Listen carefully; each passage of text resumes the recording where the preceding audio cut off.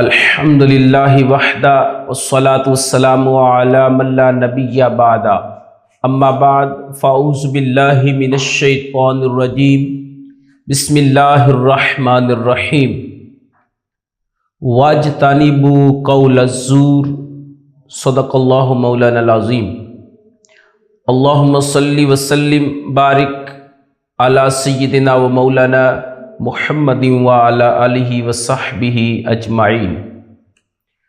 معزز سامعین و ناظرین، السلام علیکم ورحمۃ اللہ وبرکاتہ۔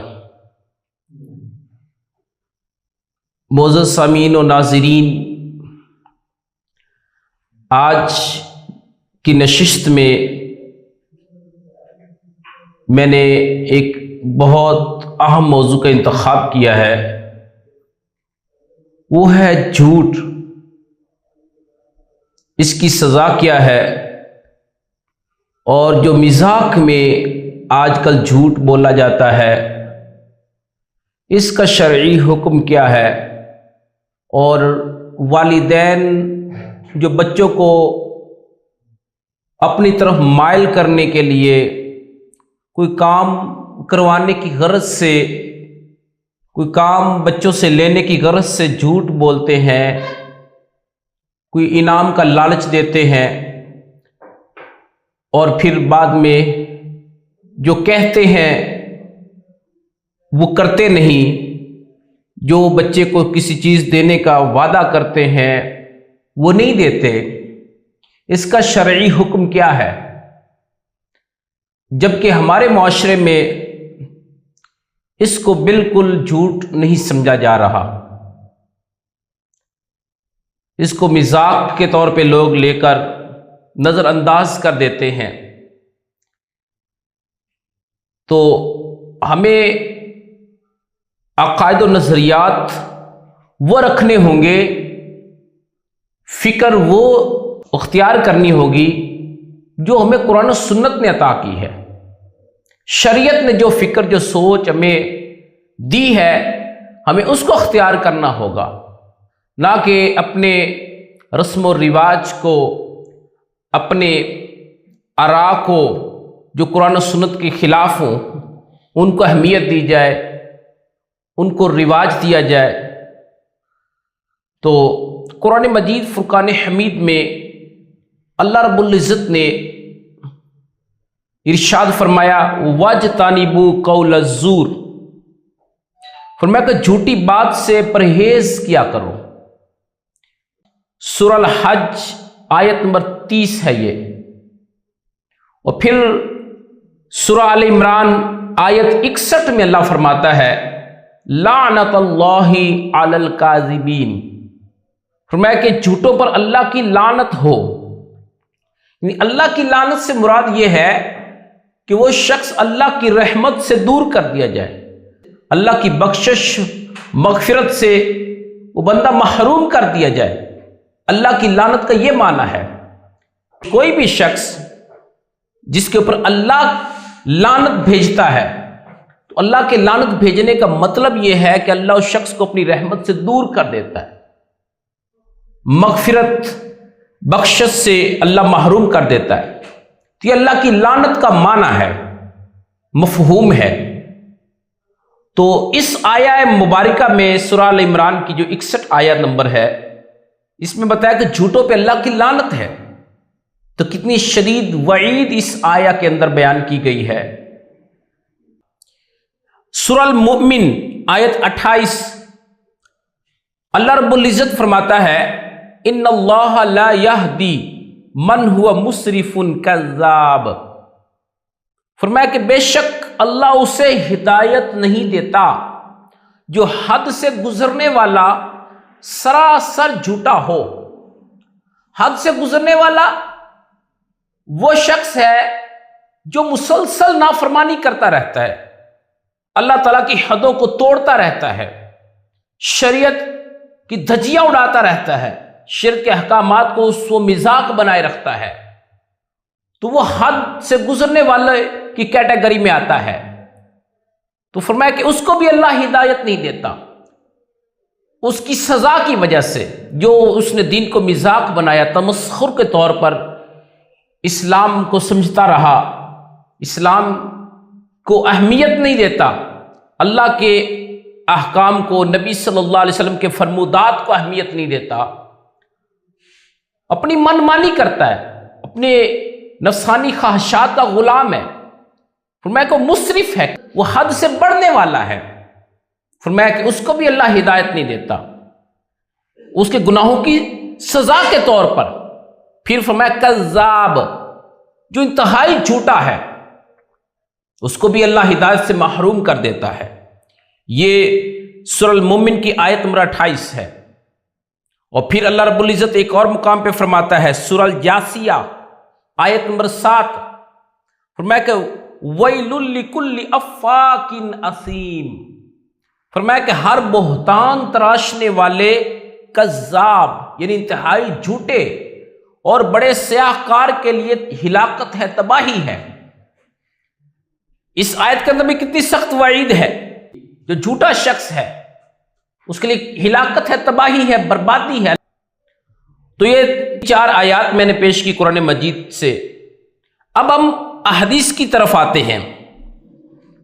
احادیث کے اندر جھوٹ کی کیا سزا بیان کی گئی ہے؟ امام ترمذی نے سنن میں حدیث لی، کتاب البر والصلہ، باب ما جاء فی الصدق والکذب، یہ باب امام ترمذی نے قائم کیا۔ اس کے اندر امام ترمذی حدیث لائے ہیں، عبداللہ بن عمر رضی اللہ تعالیٰ عنہما اس حدیث کو روایت کرتے ہیں کہ نبی کریم صلی اللہ تعالیٰ علیہ وآلہ صحابی بارک وسلم نے ارشاد فرمایا، اذا کذب العبد تباعد عنہ الملک میلا من نتن ما جاء بہ، فرمایا کہ جب بندہ جھوٹ بولتا ہے، اذا کذب العبد، جب بندہ جھوٹ بولتا ہے، تباعد عنہ الملک میلا،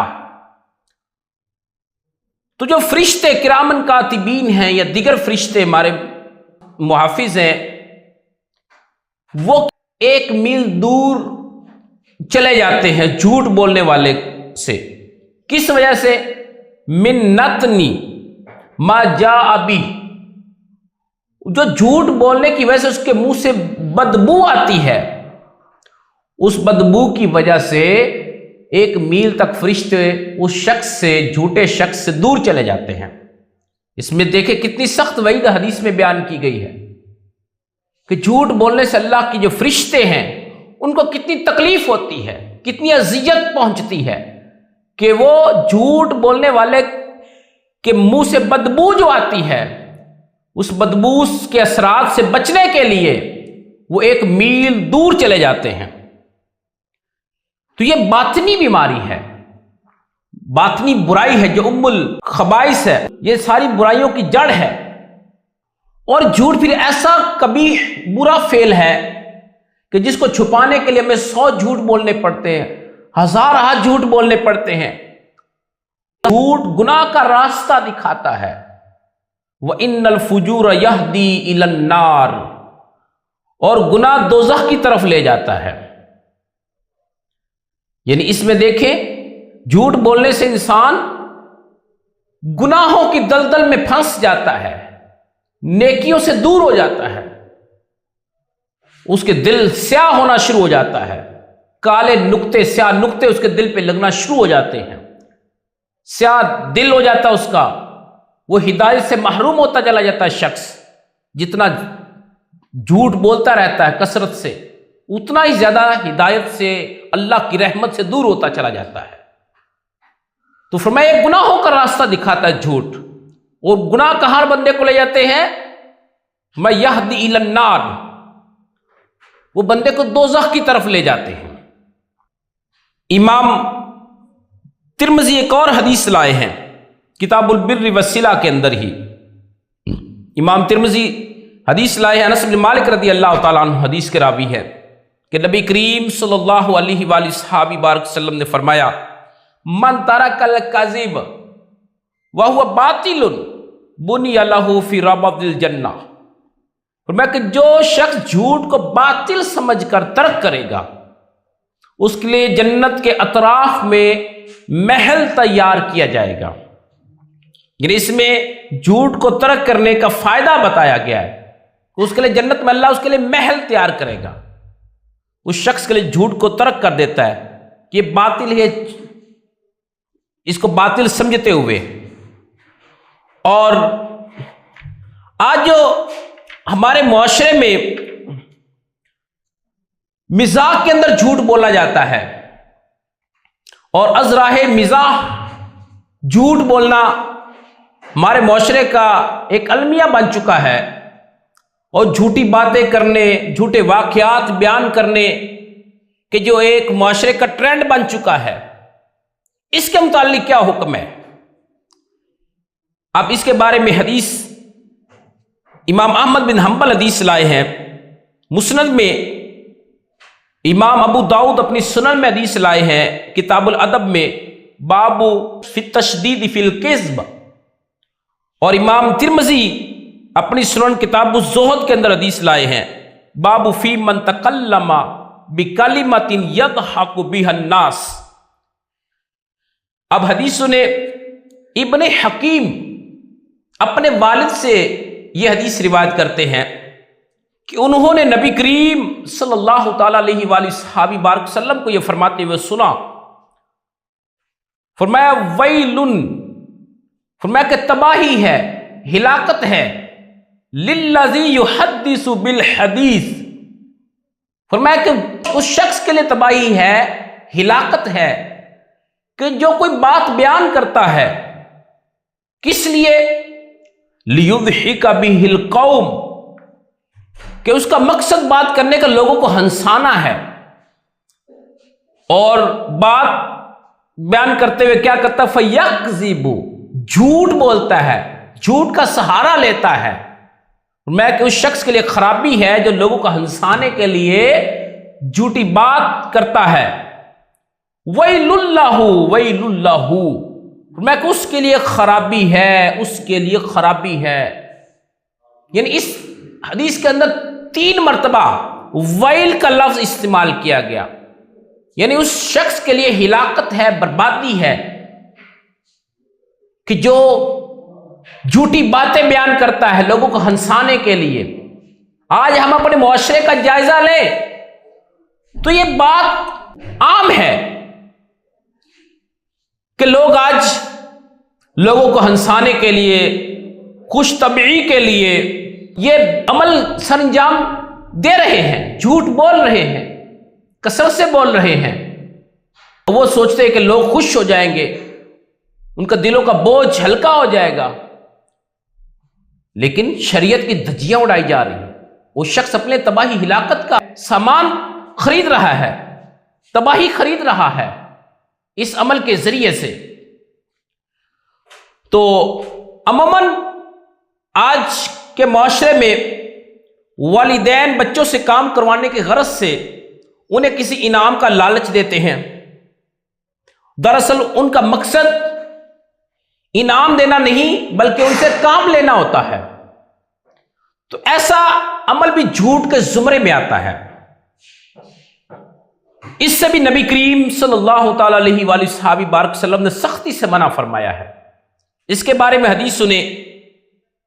حضرت ابو ہریرہ رضی اللہ تعالیٰ عنہ حدیث بیان کرتے ہیں کہ نبی کریم صلی اللہ تعالی علیہ وآلہ صحابی بارک وسلم نے فرمایا من قال لصبی تعالی ہاکا، فرمایا من قال لصبی، جس شخص نے بچے سے کہا تعالی آ جاؤ، ہاکا میں تمہیں یہ چیز دوں گا، نہیں کوئی چیز بھی کہی، کھجور کہی یا کچھ اور کچھ کہا کہ میں تجھے دوں گا، یہ فلاں چیز دوں گا اگر تم میرے پاس آؤ گے تو.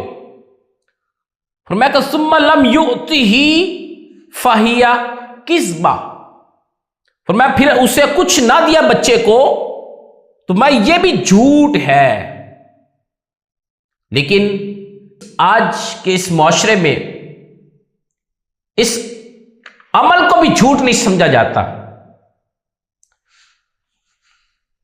اب اگلی حدیث، یہ حدیث جو میں نے ابھی پڑھی ہے اس کو امام احمد بن حنبل نے اپنی مسند میں روایت کیا، حدیث نمبر ہے 9835، اور اسی حدیث کو پھر امام حیثمی نے مجموع الزوائد میں بھی نقل کیا ہے۔ ایک اور حدیث امام احمد بن حنبل لائے ہیں اپنی مسند میں، حدیث کا نمبر ہے 15740، اور اس کے علاوہ امام ابو داؤد سنن میں لائے کتاب الادب باب فی التشدید فی الکذب، اور امام ابن ابی شیبہ نے مصنف میں لیا 25609 حدیث کا نمبر ہے، امام بہقی نے سنن الکبریٰ میں لیا 20628 حدیث کا نمبر ہے۔ عبداللہ بن عامر رضی اللہ تعالیٰ اس حدیث کو روایت کرتے ہیں۔ عبداللہ بن عامر رضی اللہ تعالیٰ کہتے ہیں اتانا رسول اللہ صلی اللہ علیہ وسلم فی بیتنا وانا صبی۔ عبداللہ بن عامر کہتے ہیں کہ حضور نبی کریم صلی اللہ تعالیٰ علیہ وآلہ وصحبہ بارک وسلم ایک دن ہمارے گھر تشریف لائے، وانا صبی، اس وقت میں چھوٹا بچہ تھا، قال فذهبت اخرج لالعب، عبداللہ بن عامر کہتے ہیں کہ میں کھیلنے کے لیے گھر سے باہر جانے لگا، فقالت امی یا عبد اللہ تعالی اعطیک، تو میری والدہ نے جب مجھے دیکھا کہ میں گھر سے باہر جا رہا ہوں تو میری والدہ نے مجھے آواز دی، مجھے بلایا، کہا یا عبد اللہ، اے عبداللہ، تعالی اعطیک، تو میری والدہ نے مجھے آواز دی، بلایا مجھے، کہا ادھر آؤ میں تمہیں کچھ دیتی ہوں۔ فقال لها رسول اللہ صلی اللہ علیہ وسلم وما اردت ان تؤتی، تو نبی کریم صلی اللہ علیہ وسلم نے یہ سن کر میری والدہ ماجدہ سے فرمایا وما اردت ان تؤتی، میں کہ تم اسے کیا دینا چاہتی ہو، اپنے اس بچے کو کیا دینا چاہتی، تمہارا کیا ارادہ ہے اس کو دینے کا؟ قالت اؤتیہ تمرا، انہوں نے کہا میں اسے کھجور دوں گی۔ فقال رسول اللہ صلی اللہ علیہ وسلم، عبداللہ بن عامر رضی اللہ تعالیٰ کہتے ہیں کہ نبی کریم صلی اللہ علیہ وسلم نے فرمایا اما انکی لو لم تفعلی کتبت علیکی کذبہ۔ عبداللہ بن عامر رضی اللہ تعالیٰ بیان کرتے ہیں کہ نبی کریم صلی اللہ علیہ وسلم نے فرمایا اگر تم اسے کچھ نہ دیتی تو تمہارے نامہ اعمال میں ایک جھوٹ لکھ دیا جاتا۔ دیکھیں اس حدیث کے اندر کتنی سخت وعید ہے، جو میں نے حوالے اس کے دے دیے ہیں، امام احمد بن حنبل کی مسند، امام ابو داؤد کی سنن، ابن ابی شیبہ کی مصنف، بہقی کے سنن الکبریٰ۔ دیکھیں یہ بھی برائی بہت عام ہے ہمارے معاشرے کے اندر، آج والدین بچوں کو جھوٹ کی تربیت دے رہے ہیں، اس لحاظ سے کہ جب بچے کو کسی بھی کام سے روکنے کے لیے یا کوئی کام لینے کے لیے بچوں سے وہ اس طرح جھوٹ کا سہارا لیتے ہیں کہ کبھی بچے کہتے ہیں فلاں تو میں چیز دوں گا، فلاں چیز دوں گی، گفٹ فلاں دوں گا یا دوں گی، والدین اس طرح کرتے ہیں اور پھر بعد میں بچے کو وہ چیز نہیں دیتی جس کا وعدہ کرتے ہیں، تو یہ ایک وعدہ خلافی کے زمرے میں بھی آتا ہے اور جھوٹ بھی ہے، وعدہ خلافی کے الگ سزا بھی ہے، یہ ایک دوہرا گناہ ہے۔ یہ ایک تو وعدہ خلافی، وعدہ پورا نہ کرنا، دوسرا جھوٹ، اور یہ منافق کی نشانیوں میں سے دو نشانیاں ہیں، جھوٹ بولنا، وعدہ خلافی کرنا، یہ دو نفاق کی خصلتیں ہیں۔ لیکن آج ہم گناہوں کی دلدل میں اتنا پھنس چکے ہیں کہ جو نیکی کا نور ہے، اچھائی کا نور ہے، وہ آج ہم سے چھن چکا ہے، ہم اس سے محروم ہوتے چلے جا رہے ہیں، ہمارے دل سیاہ سے سیاہ ہوتے چلے جا رہے ہیں۔ آج ہمیں کوئی بھی نیک کام کرتے ہوئے لذت نہیں ملتی، سکون نہیں ملتا، جبکہ اللہ کا تو وعدہ ہے کہ نیکی میں، اچھائی میں سرور ہے، سکون ہے، اللہ کی طرف پلٹنے میں، اللہ کی طرف رجوع کرنے میں انسان کو سکون ملتا ہے، یہ قلبی سکون ملتا ہے۔ الا بذکر اللہ تطمئن القلوب، جیسے یہ بہت مشہور آیا قرآن پاک کی کہ خبردار، یعنی اس بات کو غور سے سنو، الا کیا، بذکر اللہ تطمئن القلوب، کہ اللہ کے ذکر سے دلوں کو سکون ملتا ہے، نیکی سے، تقوی کو اختیار کرنے سے، پرہیزگاری کو اختیار کرنے سے، اس سے دلوں کو اطمینان نصیب ہوتا ہے۔ تو آج انسان جو ہے وہ دلی سکون کی تلاش میں مارا مارا پھرتا ہے۔ کوئی شخص یہ سمجھتا ہے اس کو دلی سکون تب ملے گا جب وہ اچھا گھر بنا لے، اچھی کوٹھی بنا لے، محل تیار کر لے، اچھا سا، بہت زیادہ جائیداد کا مالک بن جائے، بہت زیادہ پیسے اس کے پاس آ جائے تو اس کو دلی سکون مل جائے گا، اس کو کوئی حکومت میں عہدہ مل جائے، اس کو لوگ پروٹوکول دیں، عزت دیں، اس کا استقبال کریں، اس کی رسپیکٹ کریں، اس کے نعرے لگائیں، تو لوگ اس چیز کو عزت سمجھتے ہیں، اس چیز کو دلی سکون کا باعث سمجھتے ہیں۔ لیکن حقیقت میں ان چیزوں میں کچھ بھی نہیں ہے، حقیقت میں دلی سکون ان میں نہیں ہے۔ جو حقیقت میں دلی سکون چیزیں عطا کرتی ہیں ان کی وضاحت قرآن حدیث میں بیان کر دی گئی ہے۔ اگر آپ دلی سکون کے متلاشی ہیں تو ہمیں سب سے پہلے جھوٹ کو چھوڑنا ہوگا، صدق، سچائی کو اپنانا ہوگا، اختیار کرنا ہوگا، کیونکہ جب ہم سچائی کو اپنا لیتے ہیں، جھوٹ کو چھوڑ دیتے ہیں، اس سے کیا ہے، دل ہمارے مطمئن ہو جاتے ہیں۔ ان کو سکون حاصل تب ہوتا ہے جب انسان جھوٹ کا سہارا چھوڑ دیتا ہے، اچھائی کو اختیار کر لیتا ہے، پھر اللہ تعالیٰ اس کو یہ شان عطا کرتا ہے کہ اس کو پھر دلی سکون اللہ عطا کرتا ہے۔ جب انسان کو دلی سکون مل جاتا ہے یہ سب سے عظیم دولت ہے۔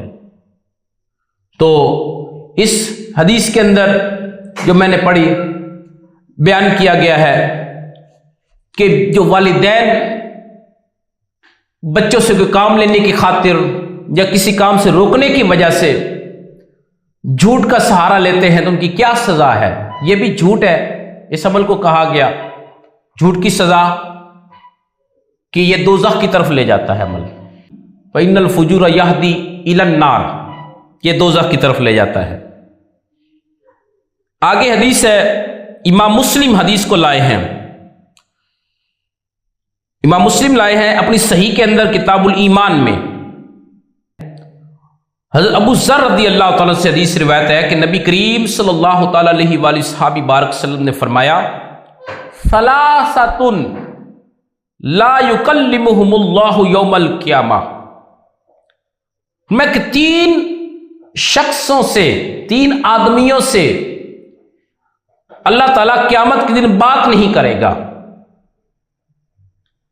پہلا المنان، فرمایا کہ ایک وہ شخص ہے المنان جو احسان جتلاتا ہے، الذی لا یعطی شیئا الا منہ، میں کہ وہ کسی کو جو بھی شے کوئی عطا کرتا ہے، کوئی نیکی کسی کے ساتھ کرتا ہے، بھلائی کرتا ہے، اچھائی کرتا ہے تو اس کا احسان جتلاتا ہے۔ فرمایا کہ اس شخص کے ساتھ بھی اللہ قیامت کے دن بات نہیں کرے گا۔